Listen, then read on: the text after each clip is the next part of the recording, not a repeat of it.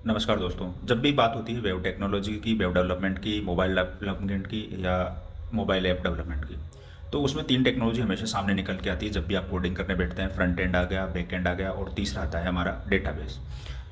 अब जब भी हम इन चीज़ों की बात करते हैं तो आपके कोई भी अगर आपने वीडियोज़ देखते हैं यूट्यूब पर या कहीं पर भी आप सीखते हैं तो वो आपको जस्ट एक टेक्निकल टर्म में बताते हैं कि फ्रंट एंड जो आपको दिखता है यानी एक यूज़र को दिखता है, बैक एंड जिससे एडमिनिस्ट्रेटिव कंट्रोल होता है और पास डेटाबेस जिसके अंदर सारी इन्फॉर्मेशन अपडेट होती है। लेकिन ये आपको समझ में भी आ जाता है, पर टेक्निकली समझ में भी आ जाता है कि इसमें लोड बैलेंसिंग होता है और इसके अंदर यूज़र इंटरफेस होता है।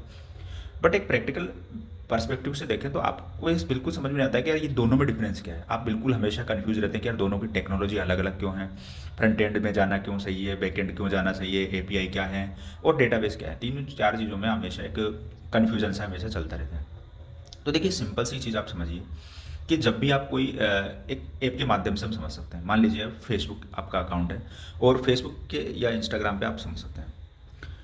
तो फेसबुक पे आप जब लॉगिन करते हैं तो सबसे पहले आप अपना अकाउंट क्रिएट करते हैं, तो उसमें mail ID, password, mobile number और उसके बाद में आपकी अदर डिटेल्स आते हैं जैसे कि मेल फीमेल है, डेट ऑफ बर्थ है और आपका जेंडर है, आप कहाँ से बिलोंग करते हैं, आपका इंटरेस्ट क्या है, ये सारी चीज़ें डालते हैं और उसके बाद में अपना एक प्रोफाइल फ़ोटो डालते हैं और एक फ़ोटो पोस्ट करते हैं।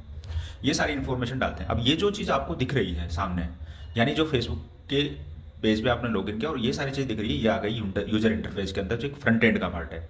यानी कि कोई भी कंपनी जब कोई भी ऐप डेवलप कर रही है तो आपको क्या दिखेगा, कि यूजर को क्या दिखेगा, वो सारा डिसाइड होता है फ्रंट एंड के माध्यम से और उसको फ्रंट एंड की टेक्नोलॉजी से कंट्रोल किया जाता है।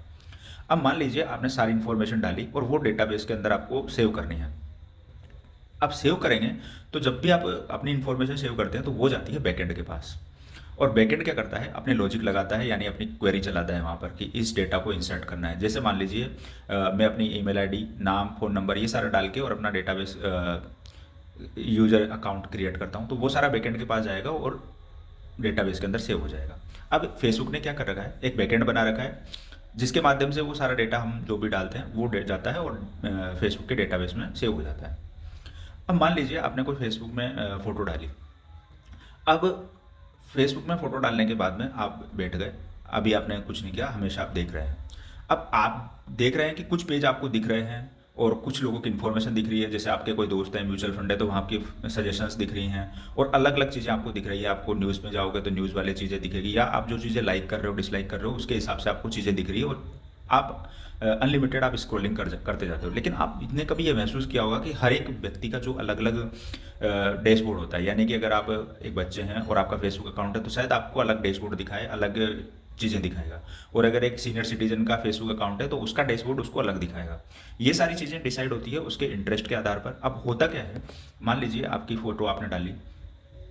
अब फेसबुक क्या करेगा, अपने साल भर हो गया या आप 2 साल हो गया, 3 साल हो गया, उसी डेट को आपने फोटो डाली तो फेसबुक क्या करेगा, अपने बैकएंड के अंदर एक कोड लिखेगा कि अगर इस डेट को किसी ने फोटो डाली है तो उसको वापस दिखाओ। तो वो क्या करेगा, बैकएंड के अंदर कोड लिखेगा और उस कोड के माध्यम से आपने जो डेटाबेस में स्टोर किया था तो आपकी इन्फॉर्मेशन को यूज करके और बैकएंड में लॉजिक लगाएगा और वो लॉजिक आपको दिखेगा। यानी आपको अगर मान लीजिए आज के दिन आपने फोटो डाली थी और अगले साल ही आपको मेमोरी के रूप में वो इन्फॉर्मेशन दिखाएगा। अब बैकएंड के माध्यम से क्या हो रहा है कि फेसबुक जो है पूरा कंट्रोल ले लेता है आपके डेटा का और पूरे एप्लीकेशन का। यानी कि दोनों के माध्यम से जो अगर फ्रंट एंड पे यानी कि आपको जो दिखा रहा है और डेटाबेस में आप क्या स्टोर कर रहे हो ये सारा कंट्रोल आ जाता है उसके पास में। तो बैकएंड का जो मेन पर्पस होता है कि ये रोल बेस के आधार पर, यानी कि इसका क्या रोल है, यूजर का क्या रोल है, उसके आधार पर चीज़ें डिसाइड कर सकता है।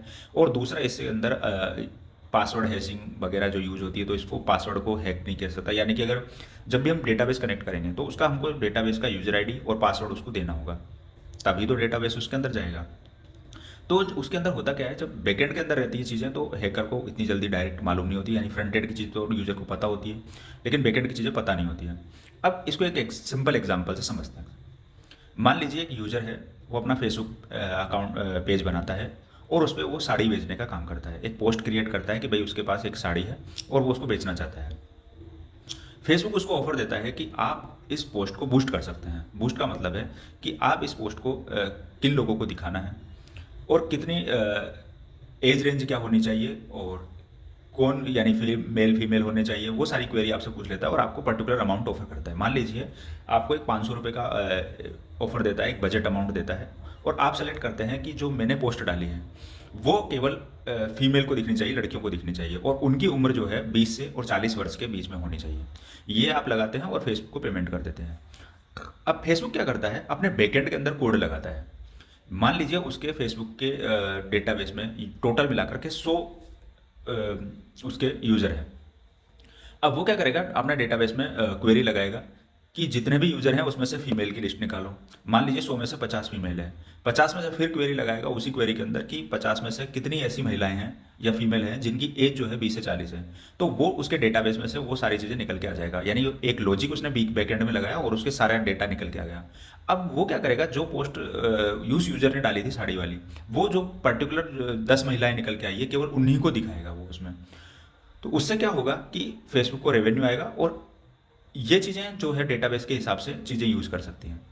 यानी आप जो फेसबुक पर जो चीज़ें देख रहे हैं वो कहीं ना कहीं फेसबुक आप बैकएंड के अंदर लॉजिक लगा करके बाकी लोगों के इंटरेस्ट के हिसाब से, यानी आपको कौन सी चीज़ें पसंद आ रही है वो सारी चीज़ें कंट्रोल कर रहा है, और वो चीज़ें ही आपको दिखाई जा रही हैं। तो बैकएंड का जो पर्पज़ हुआ वो ये हुआ कि इसके अंदर एक तो रोल बेस आधार पर कि किसका क्या रोल है उसके हिसाब से जो है चीज़ें को मैनिपुलेट किया जा सकता है। दूसरा, डेटाबेस से कनेक्शन बनाता है बैकएंड से। और दूसरा चीज़ है कि बैकएंड से ही हम लॉजिक कोई भी डिसाइड करते हैं। तो ये हुआ बैकएंड के बारे में, और इसके साथ ही अगर आप डेटाबेस के बारे में जानना चाहते हैं तो हमारे चैनल को सब्सक्राइब कीजिए। थैंक्स।